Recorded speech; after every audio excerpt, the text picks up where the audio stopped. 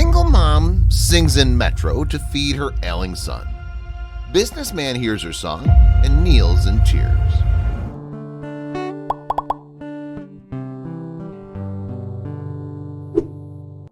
Rachel sat on the metro platform and watched people walk past her, minding their own business. The next train was arriving in a few minutes. She figured that out just by looking at the passengers getting ready to board it. But that wasn't what Rachel had come for. "Mommy, I'm hungry and my leg is hurting," spoke the frail, desperate voice of Dave, her 6-year-old ailing son, lying on her lap. Rachel knew she'd run out of money after spending everything on lunch. She placed an empty cup in front of her and began singing a song close to her heart. People distracted by her sweet voice seemed oblivious to her pain. Most were busy on their phones, some searching for a coin or two to toss into her cup, and some didn't even bother to look. Rachel didn't care about their ignorance. She was there seeking alms in exchange for a song she hummed all her life. She stared at the dirty floor beneath her desperate eyes, wore a long face, and sang the melody she'd always sung her little boy to sleep. "God, please help me overcome my struggles.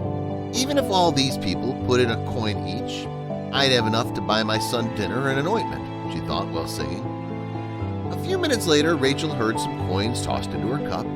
She was not smile and painfully looked up to thank the person through her tears.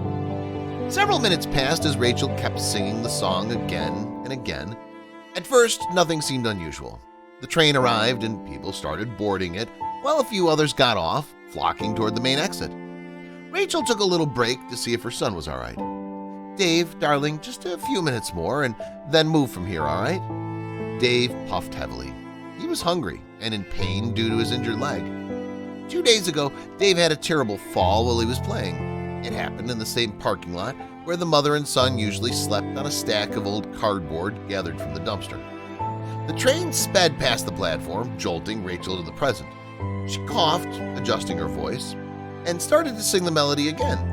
But this time, a wealthy man who had just gotten off the train was eerily drawn to her voice and the lyrics. It was 27-year-old Jeffrey, who for some reason realized that he had heard this song before. "That song? I've heard it before, but who's singing it? And how does she know the lyrics that only my granny, sister, and I knew?" he wondered, approaching the spot where Rachel was.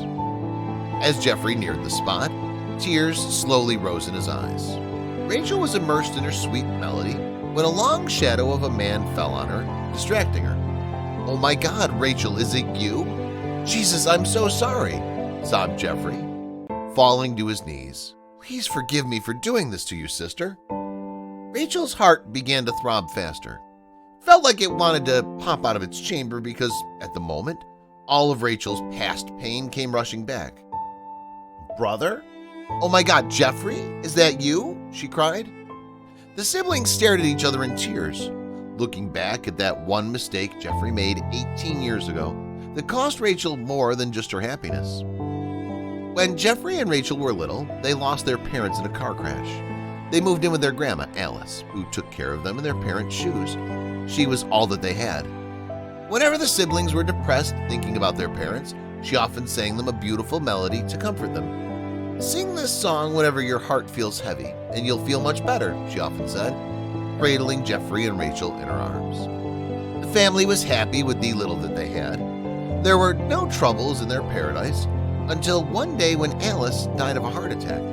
Her loss was unbearable, and the kids were sent to a shelter before they could even get over it or mourn properly.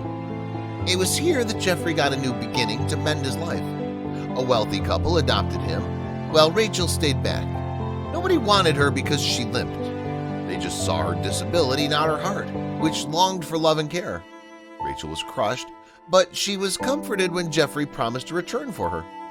But who knew that he'd break her heart along with that promise? "I promise to come back for you, sister. Stay strong and wait for me.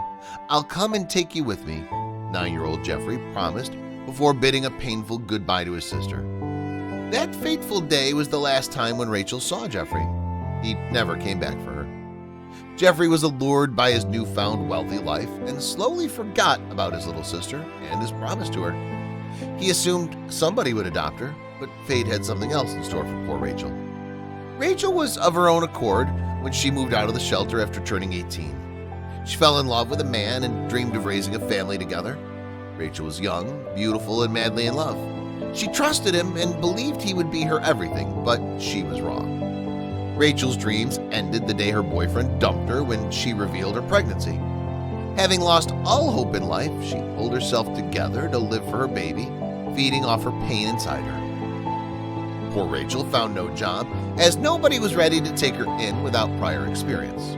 They only saw her disability as an evil excuse not to hire her. Struggles kept piling up in Rachel's life, but her only reason to smile was when she first held baby Dave in her hands. She was homeless, but was determined not to starve her son. With all the courage she could muster, Rachel went to various metro and bus stations daily and sang the song her grandma had taught in exchange for alms.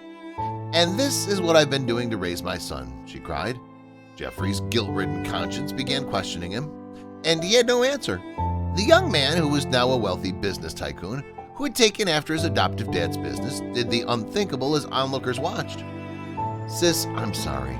I know it's a small world compared to the struggles you endured, but I promise to make your days better from now on," he said, scooping an ailing Dave up in his arms. Rachel was shocked and got up, struggling to balance herself on a stick owing to the limp. Warm beads of tears rolled down Rachel's eyes. For the first time in years, she said tears of joy and felt her heart lighten up.